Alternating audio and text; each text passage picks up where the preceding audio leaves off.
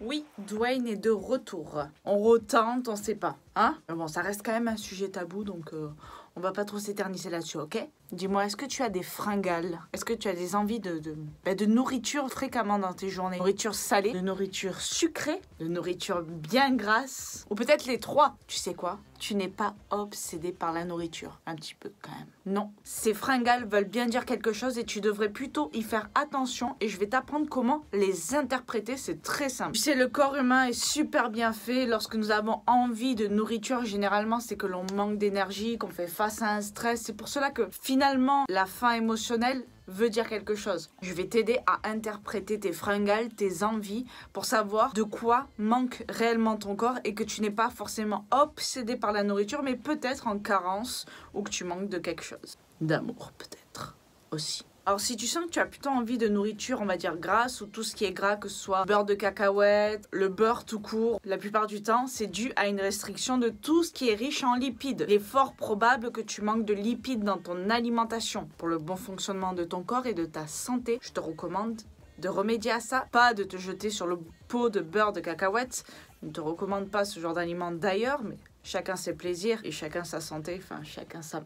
Je ne dirais pas ce mot. Par exemple, de cuisiner avec de l'huile de coco, on le sait au niveau de la santé métabolique. En plus de ça, tu seras servi de manger du fromage, des produits laitiers. Enfin, trouve-toi des sources de graisse qui est quand même un atout santé derrière tout ça et réponds donc à ses besoins. C'est forcément soit qu'on a banni les lipides, soit qu'on a subi dans le passé un régime faible en gras. Tu ne dois pas enlever ces graisses de ton alimentation. La deuxième envie que tu ne dois pas ignorer, c'est l'envie de sel. Tu sais, cette tendance que tu as à saler d'un coup, tu sais pas pourquoi, alors qu'avant tu le faisais pas forcément. On dit souvent que les femmes aussi, lorsqu'elles tombent enceintes, elles ont tendance à vouloir saler. Ça peut être un indicateur. Mais c'est généralement que tu manques de sel. On le sait, le sel est extrêmement important pour la santé. Je te renvoie vers ma vidéo que j'ai fait sur le sel. Il n'est pas à bannir. Il est un allié santé extrêmement précieux. Ces envies de sel sont aussi dues à un stress chronique parce que pour répondre au stress, nous allons perdre du sodium. Écoute ton corps, toujours il t'envoie des signaux. Je ne dis pas de vider la salière, mais juste de répondre à tes envies.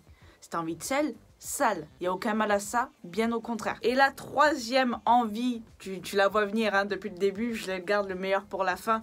Je t'en ai parlé des centaines de fois et je continuerai, c'est tes envies de sucre. Parce qu'à cause de ces envies de sucre, on va tous vite penser que nous sommes accros au sucre parce qu'on a lu cette superbe étude bullshit comme quoi les rats étaient autant accros à la cocaïne qu'au sucre.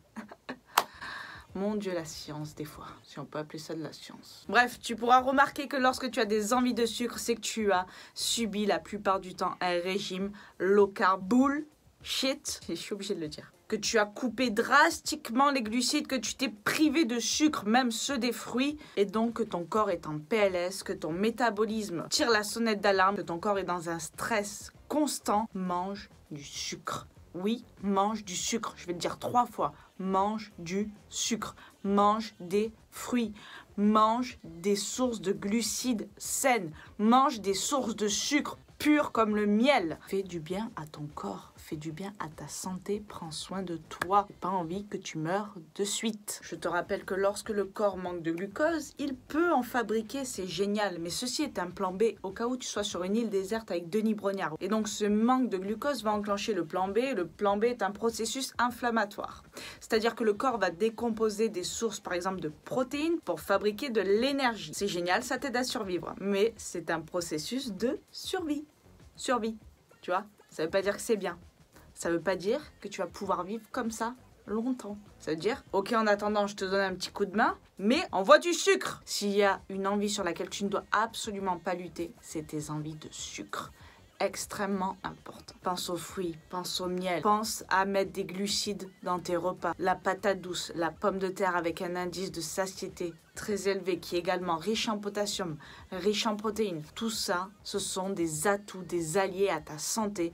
Et oui, on peut perdre du gras en mangeant des glucides. C'est même la meilleure façon parce que c'est comme ça que tu vas réussir à remonter ton métabolisme, à brûler du gras au repos sans avoir besoin de faire entrer ton corps dans un stress élevé et constant qui sera à terme extrêmement mauvais pour ta santé. C'est bon? Je fais assez peur ou il faut que j'en rajoute, que je dis que tu vas crever dans 10 ans? Non?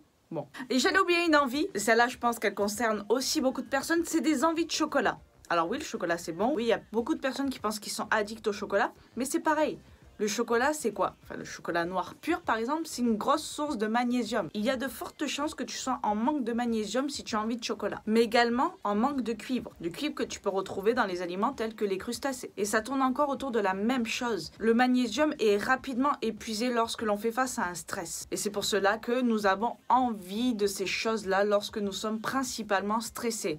Alors oui, certes, on apparente ça à de la faim émotionnelle, mais il y a aussi quelque chose qui se passe physiologiquement. Tout est lié. Ce que j'aime bien faire avec le cacao pur, c'est une sorte de pâte à tartiner ou une sorte de sauce chocolat. Je prends de l'huile de coco, je la fais fondre, je mets du miel, je mets du cacao pur. Et ça te fait une superbe sauce à mettre sur tes pancakes, dans tes yaourts, tout ce que tu veux. Sinon, si tu aimes croquer le chocolat noir, essaye de trouver le chocolat noir le plus clean possible. Qu'il n'y ait pas de stabilisant à l'intérieur, qu'il n'y ait pas de gomme. Il peut y avoir du sucre. Mais quand il commence à avoir une liste d'ingrédients à rallonge avec des trucs rajoutés qu'on ne veut pas, ça sera pas bon. Voilà pour ces fringales que tu ne dois pas ignorer. On prend souvent le raccourci de dire oui, je souffre de faim émotionnelle ou je suis obsédée par la nourriture, je suis accro au sucre, je sais pas ce que j'ai. Écoute ton corps, il t'envoie des signaux tout simplement. Réponds-y, ça ne veut pas dire vide le paquet de cookies et réponds-y intelligemment ou anticipe. Quand tu sais que tu vas faire face à un stress, peut-être mange des repas un peu plus riches en glucides par exemple. Ce sont des solutions temporaires. Il est important que ton corps soit équipé pour faire face à ce genre de stress. Tout est dans l'équilibre des choses. De toute façon, tu sais que lorsque tu bannis une catégorie d'aliments, tu focalises ton attention dessus. Lorsque tu focalises ton attention dessus, ton cerveau ne retient pas l'interdit. Il sait que tu focalises ton attention dessus. Alors qu'est-ce qu'il fait? Il t'oriente vers ce genre d'aliments, surtout que tu les bannis, que tu les supprimes et il en a besoin. Alors toujours pareil, essaye de retrouver la conscience de tout ça, de ses envies. Ce n'est pas une lutte contre ton corps, tu fais équipe avec lui. Ne l'oublie pas, il est digne de confiance. Je te dis à bientôt dans une nouvelle vidéo et en attendant, Dwayne et moi, on t'envoie plein de good vibes. Ciao.